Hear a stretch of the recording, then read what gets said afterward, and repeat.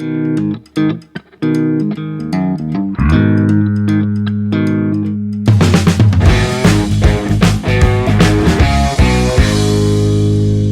everyone, it's Chef Darren with Divine Cooking. We are on location today at Knox Brewery in beautiful Black Diamond.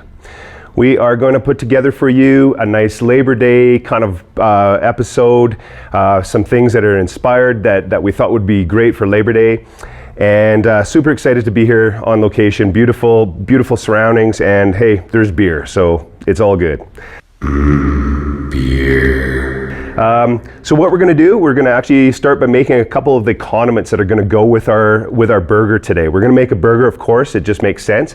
But what we're going to do is start with our condiments. So we're going to use one of the beers. First of all, we have this is an R&R, which is going to go great to make a barbecue sauce, which is kind of a neat idea. Actually inspired by my daughter. So we're going to get started on that one. So this is pretty straightforward. Anytime you make a barbecue sauce, you want to have a bit of a base for it. So you're going to have some onions and some shallot or some garlic and that type of thing in there. And then we're going to actually enhance that beautiful flavor of that R&R already, raspberry rhubarb, if I hadn't explained already. And so we're going to enhance that for sure. So what we're going to do is we're going to start our burner. We're going to get a little bit of oil in there. You don't need a lot of oil at this point, just enough to saute your onions and garlic or shallot and garlic. And then we're going to put in there... Frig, nice start, Darren. We're going to put in about 4 or 5 cloves of garlic and get that started. And then we're going to get a little bit of shallot in there as well.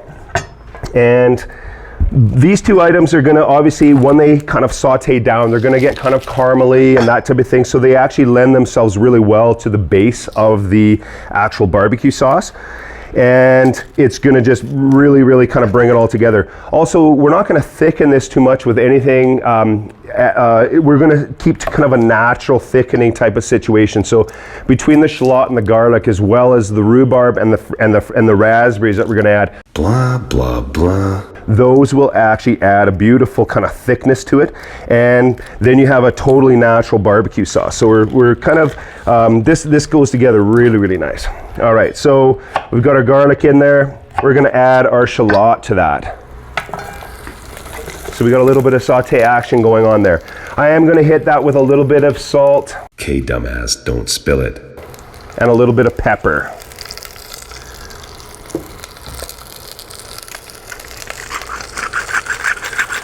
And we'll kind of keep this on about a medium heat. We don't need it to be too high. We want to create that caramelization, but at the same time, we don't want it to caramelize before it gets nice and tender. So we'll turn it down just a little bit.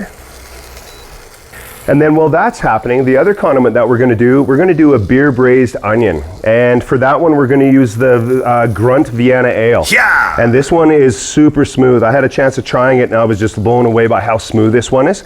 And it's going to go great with the onions. So we're going to get started, we're going to heat up our pan. And we're going to get a bit of butter in there. And this is the perfect timing of the year to do this type of thing because we have some local growing onions. These just started coming into the store at Sobeys. Damn, those are some perky onions. And we're super excited to use them. They're beautiful. So we're going to take about half of a big onion for this particular size. And you don't have to worry about how much onion do I have. It's like take whatever you have. And any onion will work as well, whether it be a red or a yellow or a sweet onion. Any of those will work just fine for this. This one, just because it was local, that was all over it. I like any product or ingredient that you haven't gone a long distance to get is always where I kind of aim for. And we don't need to cut this up too serious. We're going to just cut it into slices. And our butter is melting, so we're going to get this right into the pan. So you definitely want to have the pan preheated for this. It really helps. And then to that, we're going to add a little bit of salt, a little bit of pepper,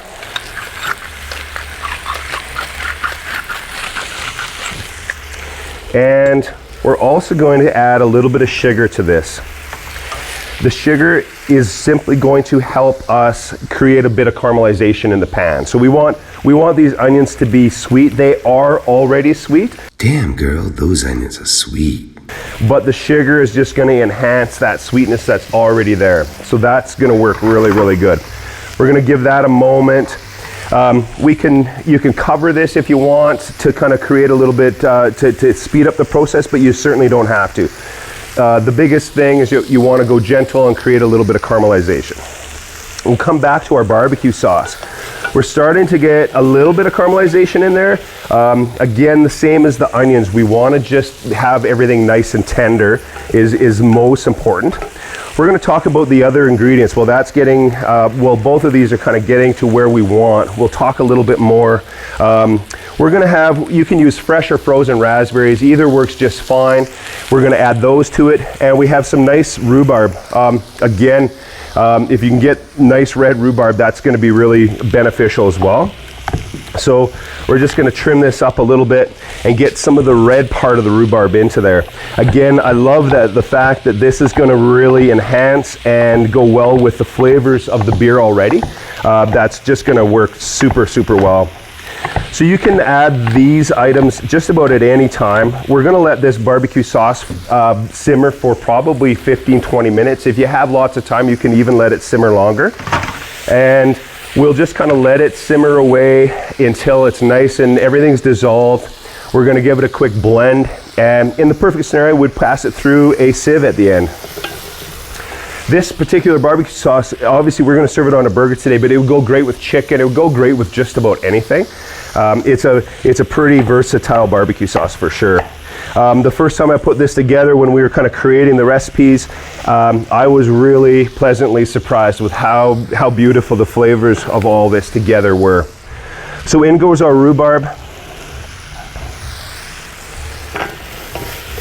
We'll keep the heat on. It's about medium, kind of medium high, but we'll keep that going. Then we're going to add our raspberries. And again, like I said, frozen raspberries are just fine. If you happen to have an abundance of fresh raspberries, that would be perfect also. So we're going to add probably about a cup of raspberries now. And we'll give that just a few moments to kind of come together and saute. As soon as you add that fruit to there, it's really, really nice. You can kind of smell everything coming together.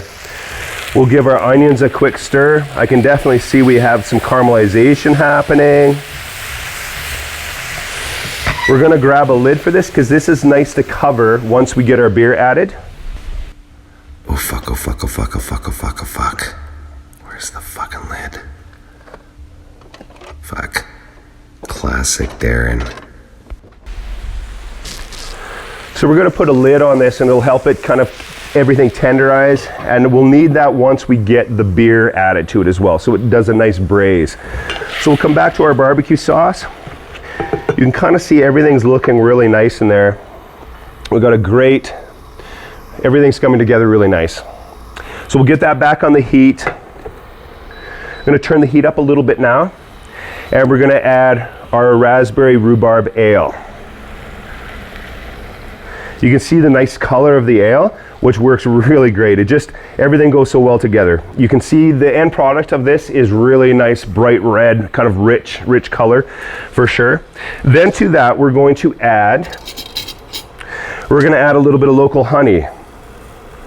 This is from Chinook Honey Farm, just west of Okotoks. So a little bit of honey. I like to use a little bit of natural sweetener anytime I'm doing something like this. We'll turn our heat down a little bit here.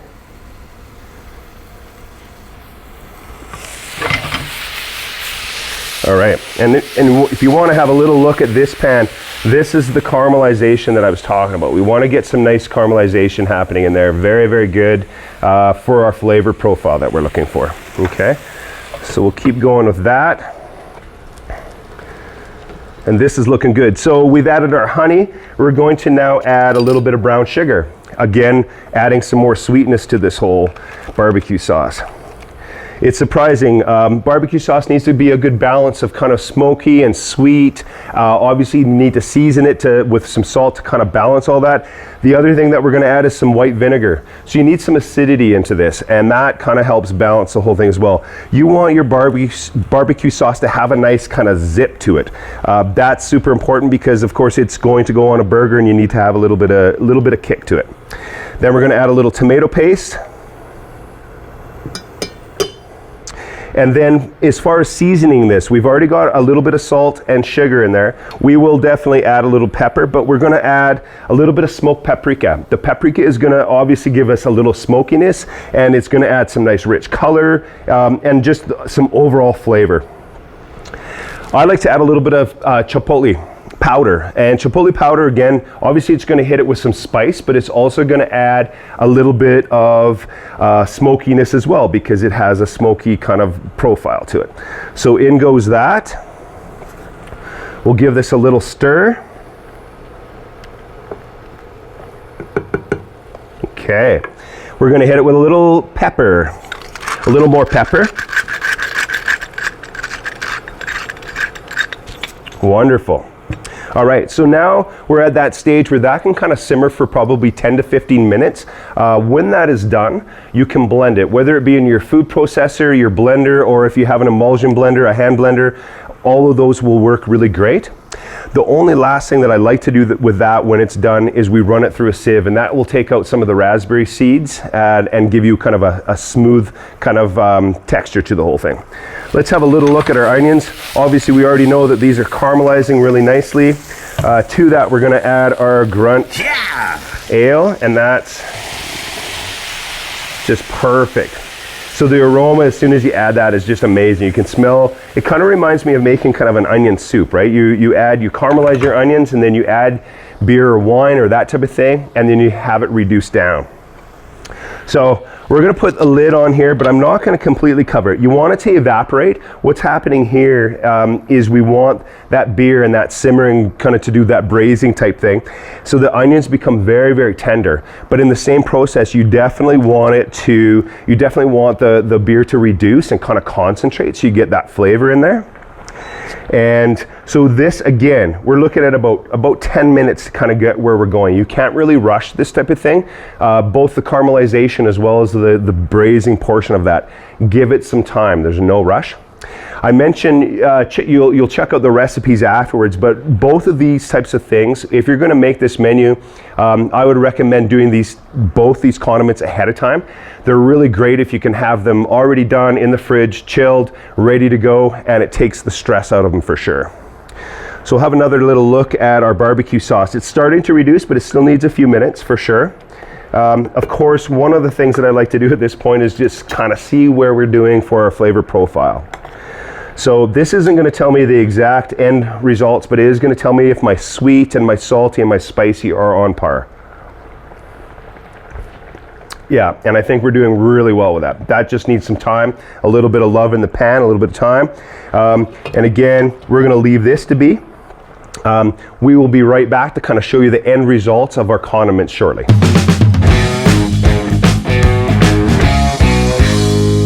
Okay, we're back. We have our R&R barbecue sauce simmering away. We have our beer braised onions simmering also and becoming nice and tender and flavorful. The next thing we're going to do is we're going to organize our potato salad. So we're doing a Mexican street corn potato salad. And the very first thing that we need to do with that is we're going to talk about some of the ingredients, but then we're going to make a dressing. This dressing is kind of reminiscent of a Caesar dressing in some regards, much more kind of Southwest kind of flavors, of course, kind of Mexican flavors. So what we have going on here, we have in the pan, we've got some shallot and garlic that we've caramelized. That's been simmering or sauteing away and kind of getting some nice caramel bits on it.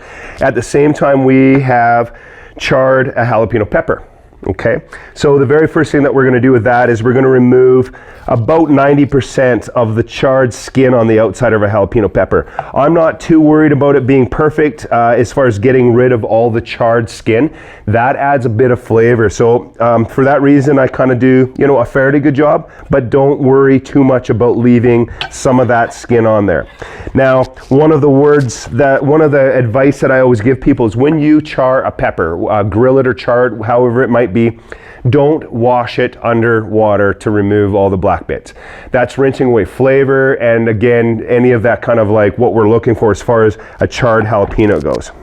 So I'm leaving the seeds in there because this is going to give it a little bit of attitude, and we're just going to chop that up.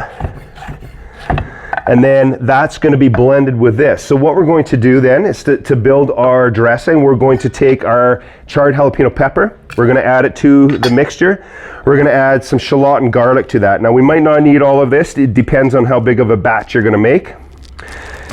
And then to that we're going to add a little bit of lime juice. Of course, it being Mexican, we need that nice kind of zip of the lime. It's a flavor profile that we can't go without in this particular case. So we'll hit it up with a little bit of fresh lime juice. And then we're going to get a lot of flavor in there in a bunch of different ways. We're also going to add a little bit of fresh garlic. And I like that because we have the toasted garlic or the roasted garlic in there, but the fresh garlic adds a definite kind of more zip to it. So we like a little bit of both of that. So I'm just going to smash that with the side of my knife, and we'll add that. Then we're going to add some mayonnaise and a little bit of sour cream. These are kind of flavor profiles that you're going to find in your Mexican street corn if you've ever had a chance to try it. A delicious way to serve your corn for sure. Then we're going to add a little bit of sour cream. The mayonnaise and the sour cream obviously going to add that richness. Like I said, kind of gives that dressing that kind of feel like it's a little bit like a Caesar. We're going to hit that with a little bit of salt and a little bit of pepper. Then to get the heat and that Southwest kind of flavor in there, we're going to add a little bit of smoked paprika. If you haven't used smoked paprika, pick some up. It's a really great ingredient. Again, adds that kind of, it'll give everything a little bit of a smokiness and a great kind of brilliant color as well. Then to kick up the heat just a little bit more and a little bit more smokiness is a little bit of the chipotle powder. Okay, so to this, we're going to blend it and we'll see how this goes. It works really good if you can do it in a food processor or a blender. This is doing just an excellent job, so I'm happy to see how that works. Once we get it blended, we're going to have a little taste and kind of see where we're sitting. Again, this is the great thing about preparing something like this. It gives you the opportunity to go back and adjust on your seasoning. You can see that the color of this really comes together with those two spices added in there. And also the blended up, the shallot and garlic and the jalapeno pepper add a really nice kind of body to this whole thing as well. All right, so that looks really good. Gonna do a little taste test here to make sure that we're on par with our flavors. Whew. That is just delicious. What we're looking for, again, you want to make sure that you can taste that spice and those spices, so both the smoked paprika as well as the chipotle. The lime, the lime right now is really, really hitting the taste buds, which is good, is what we want. I'm going to add a little more salt to that. And there's some definite heat in there, if you're wondering. There is some serious heat in there. All right, so one more little blend, and we'll set that off to the side. I'm just going to set that down there, not to make a mess. Okay, so our dressing is done for our salad. Let's talk about the potatoes. The corn and the potatoes are kind of our key ingredients here. We're using some nice, kind of fresh out of the garden potatoes. This is the time of the year that if you're going to make potato salad, you want to be using those nice, kind of creamy potatoes. So We'll have a little look here. I have simmered these until they are nice and tender. So don't, you have to take care not to undercook your potatoes in this particular scenario, but simmer them. And again, try to use not a powdery potato, but you're looking for a waxy potato. Anything that's fresh out of your garden will have that kind of texture. Once they're stored for a little while, that's where you run into kind of some of the potatoes are a little bit more powdery. Certainly, we're not going to use a russet today, right? We're looking for a waxy potato. So there's our potatoes. Once you've simmered them, you're looking to cut these into kind of bite-sized pieces. So again, I said bite-sized pieces because all your potatoes are going to be different sizes and shapes. So this way you can kind of take whatever potato you can get your hands on and it'll work just fine. So that's enough of our potatoes there. So some of the other ingredients that we're going to add, we have a little bit of red pepper. And just a fresh red pepper that's diced up. Again, it's going to add a nice crunch to it. It's going to add some color to it and just kind of round out the salad a fair bit. So a little bit of red pepper diced in there. Then we're going to add a little bit of green onion. Green onion just goes with these flavor profiles so well and kind of has that Mexican feel as well. I've used a bit of the white as well as the green of the green onion, so I just chop it from top to bottom. I like that there's a variety of kind of different profiles within that one ingredient. Then we're going to add to that a little bit of feta cheese. I'm going to do half the feta tossed into the salad, and then we're going to sprinkle feta on top of it as well. So I'll just take a little portion of this to add to our actual salad, and we're going to kind of cube it up a little bit. When I garnish the top, I'm going to crumble it on top, so you get a bit of both. All right, so the feta cheese works really good. The feta is kind of a substitute for the cojita cheese, which is a Mexican cheese which we have trouble finding here quite often. But it's a great substitute. It has that nice tang to it, so it works really great for that. All right, so we're getting there really, really well. The next important ingredient is, of course, our corn. And again, this is the corn time of year for where we live in southern Alberta. And so we've just grilled this. You can grill it on a barbecue. You can do it under your broiler for sure, works just fine. If you don't have either of those as an option, you can certainly take the raw kernels and cut them off the cob, and you can brown them in a pan, and you just kind of like char them in the pan. And I use the word char. Typically in cooking, char is kind of a bad word, but in this particular case, That shit's the flavor, man. we want char. We want some black on there, and that's going to add that nice kind of street corn flavor to it. So to get the kernels off, we're just going to stand it on end, and you're just going to run your knife down like that. Okay?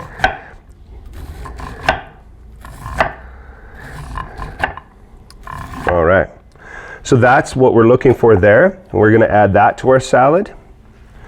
I like to use, I'm not shy with the quantity of corn that I'm going to add to this, simply because that's what we're talking about. We're actually trying to get that corn flavor in there. So I have a little bit more charred corn that we've done ahead of time. So I'm going to add a little bit more. All right, and then we're getting pretty much to everything we need. We're going to add a little bit of cilantro. I'm going to, same thing as the feta. I will put a little bit of cilantro in it. We're going to toss it, and then we'll top it with a little bit more cilantro. So I'm just going to rough chop the cilantro. We don't need to take time to take off the leaves off the stem. You can chop the whole thing together and just roll with it. Cilantro, we quite often, I see people taking the leaves off. It isn't necessary. Cilantro, including the stem and the stalk and everything, is nice and tender. So there goes our cilantro in there. All right, and so we're ready to toss this together. We've got a fairly full bowl here, so we'll give it a little toss and just get everything mixed together. And this is when the beauty happens. As far as making this salad, of course, your dressing can be done ahead of time. You can dice up your vegetables ahead of time. Of course, your potatoes are going to be cooked ahead of time. So it really isn't Chef Daisy would be cleaning this up. much about last minute kind of work. It's basically assembling it. And you can certainly assemble this salad. You could put this together probably a couple hours before quite easily and still have the flavor profile really, really good. So we're going to add the dressing, and then we'll just finish tossing it and just get everything together there. This is the ultimate kind of like side to when you're serving a burger, especially around this time of the year. Works really, really good. And I wanted to kind of take a spin on the old school potato salad. I know that you can't just say, no, we're not making potato salad anymore because it's old school, but you can certainly revive it. All right, so that looks really well. That's come together really nice. So basically we're just gonna finish the top of that with a little bit of fresh cilantro, a little bit more cilantro, and we'll crumble a little bit of feta on top of there. Okay, so if you've got this made, you would get this in the fridge and it's ready to go. We're going to be right back and we're going to make our burgers and get those organized, and then we'll bring it all together and enjoy the whole thing together. Okay, we're back. We're going to finish our Labor Day meal out at Hard Knox Brewery in Black Diamond. We're just going to finish putting this together. So we're going to build ourselves the ultimate burger. Simplicity is the rule here. What we're going to do is we're going to grind. We have a couple different cuts of beef here. We have a little bit of chuck or blade, and we also have a little bit of brisket. And so those lend themselves to a really good burger. The fat content is quite high. We're looking at around 20%, and it just makes for the perfect burger. So if you have a little, if you can kind of look in here, there is no shortage of fat in this. Also, so there's some connective tissue. That all equals juiciness and flavor. All right, so we're gonna get this started and run it through our grinder. And so if you don't have a grinder at home, you can go to any meat department. Typically, they will grind it for you. I like grinding it right to order. That way, we don't have to worry so much about the doneness of the burger. We can actually serve this if you're serving it to your friends and family at home. You can certainly serve this a little less than well done. Typically, we say you have to cook your burgers to about 165 degrees, but in this scenario at home, you could certainly get away with kind of a medium doneness would be just fine. All right, so you can kind of see as this is coming through, it's kind of a coarse grind. We certainly don't want to have this a fine grind. So we're running this through just a single time only, which is going to have a difference. It will give you a bit of a difference on the texture of the burger. It's a little bit like I find it's a little bit like eating steak, but it's kind of ground up. So it's got an actual texture to it, which I really like. If you've never had a fresh ground burger like this once through the grinder, you will be amazed. Every time we do this for someone new, they're always kind of like, wow, I had no idea that burger could taste like that or should taste like that. As this is grinding through, you can see it's a nice mixture of the lean meat, but also the fat and the connective tissue. We're just going to do a little bit more of this, and then we will get making our burgers. While this is happening, we're going to turn on our cast iron pan and get it nice and hot. Pretty key to have a hot grill or a hot pan to cook these in. You certainly don't want to put it into a pan or onto a grill not preheated. Otherwise, you're going to run into some problems with it sticking, and you're not going to get that nice sear or caramelization that we're looking for. Very, very important. All right, so there is our beautiful ground meat just once through on a coarse grind. Okay, so really, really nice. What we're going to do with that is we're going to form our burgers. This is the difference between, quite often people think, oh, I'm going to make burger patties, and you're kind of spend a fair bit of time forming these. We're actually going to do less of that and more of just kind of a bit of a shape, but not pressing it together. So we're going to take a small handful of the beef, and we're going to press it just gently. We're going to make a divot in the center. The divot in the center, what that does is allows it to cook a little bit more uniformly. If you don't put a divot in the center, the last part to cook will be the very, very center. With the divot, you end up with kind of a ring that cooks fairly evenly, and it has a nice kind of finish to the burger. So that's what we're looking for. So barely put together, and that ends up giving you a very tender burger. Totally different than when I was growing up. I think I was kind of taught to kind kind of like you had to squish your burger together and you have to add a whole bunch of other things. You'll notice I've added nothing. This is ground beef. That's it. Back in the day, I think my mom had me adding at times oatmeal, breadcrumbs, egg, and a whole bunch of stuff. So this is the opposite of what our moms would have taught us to make when we were younger. Sorry, Mom. So we're gonna get 4 burgers patties out of this, and good sized patties, but again, the fat content in this, there will be some shrinkage, which is perfectly fine. And so we'll get that put together, this last one, and there we go. That's our burger patties. So we're gonna get that into the pan here. You can see we got some smoke action. Now that's a good sign. We want a seriously hot pan in order to get that wonderful kind of sear on the outside. Before they get into the pan, I'm gonna hit them with a little bit of salt and pepper.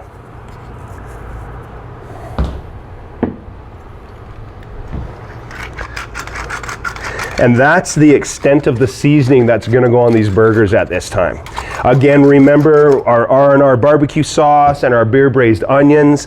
That's gonna bring a tremendous amount of flavor to the whole thing as well. All right, so into the pan it goes. If you're not hearing that searing sound when you add your burgers, your pan wasn't hot enough or your grill wasn't hot enough. These are just fine to do on your grill as well at home. However, there is a risk because they're very delicately put together that you have to be very careful when you're flipping them. I've done it on numerous occasions and it works fine. You just have to take extra precaution. So we're gonna let those sear for a few minutes here. And while that's happening, we are going to organize our dish here. So of course we've got some brioche buns that we're going to put it on today, which I think works really, really well for this. There is a copious amount of meat for the small amount of buns that we have, but I intended that. That's kind of what we're aiming for. So we'll just set this aside here and we'll bring our platter over. Now, shortly after you've added those to your pan, you want to give a little kind of smash down. And what that's going to do is make sure that we have really good contact with the hot pan. That's going to help us with that crust. So this isn't really about searing so much as it is, or searing in the flavors like they always say, but it's more about creating a nice crust on the bottom there. So we're going to let that go for a moment. Then we're going to just have a look here. So we have our brioche buns. On the brioche, we are going to put a couple condiments. We have our rhubarb and raspberry ale barbecue sauce, which is just amazing with the beef. And we're gonna garnish with a little bit of our pepperoncinis.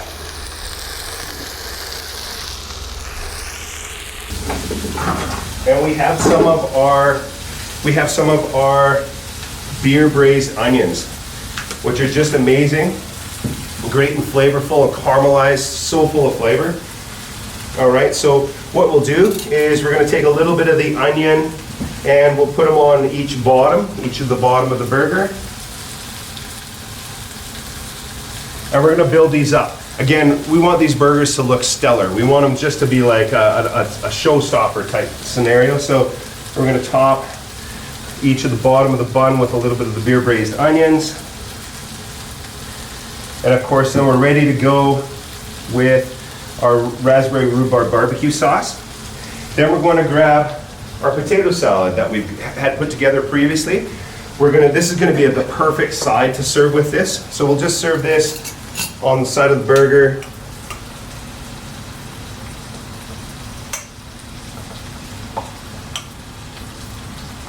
Oh, that looks really good.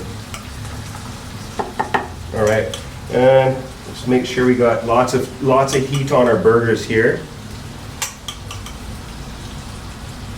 Okay, I'm actually getting really hungry looking at all this right now. All right, so we're gonna have a little flip and see where we're doing. So give these a flip. Now you want to be very gentle.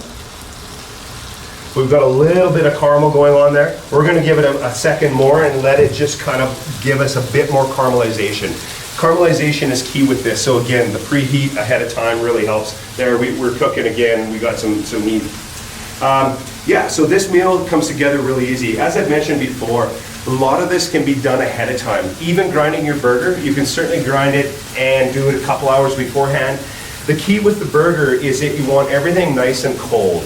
That's actually imperative. So you want your beef cold. Even if you can chill down your grinder, that's important. But if you make your burger patties, make them quickly, get them back into the fridge.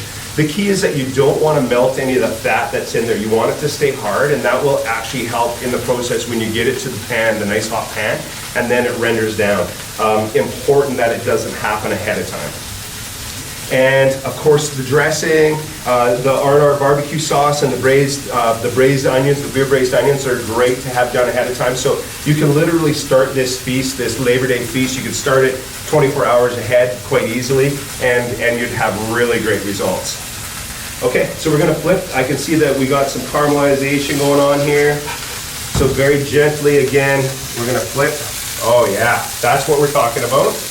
Get some nice color on there now. Oh, no, that's a nice one right there. That's the beaut. Okay. So as I've mentioned, we're not going to worry about having these done to like 165 degrees. We certainly want them palatable, so we're looking at kind of a medium cook, and then we're good to go. Well, that's cooking, and then we're waiting on this. We're going to talk a little bit about the brewery here. So Hard Knocks Brewery is in Black Diamond. You should definitely check it out. They got a great selection of beers. We're filming this right now in the tap room here, and it's just amazing. So you'll see it when you're coming into Black Diamond, heading into Black Diamond from Okotoks, and you'll see it on the right-hand side of the road as you come into town. You got to check them out. You'll be super, super impressed with what they have here. Okay, so we're looking, this one's pretty much done. So we have one that we can kind of plate up here. And we'll get this going here. So this one looks really good. It's a little bit smaller, so it cooked a little bit quicker, but you can see it's a good size. Perfect, we're gonna set it right on top of the onion there. And then we're gonna top that with a little bit of our R&R barbecue sauce. And don't be shy, I think the flavors in this go really, really well with it. And then we're gonna top it with that.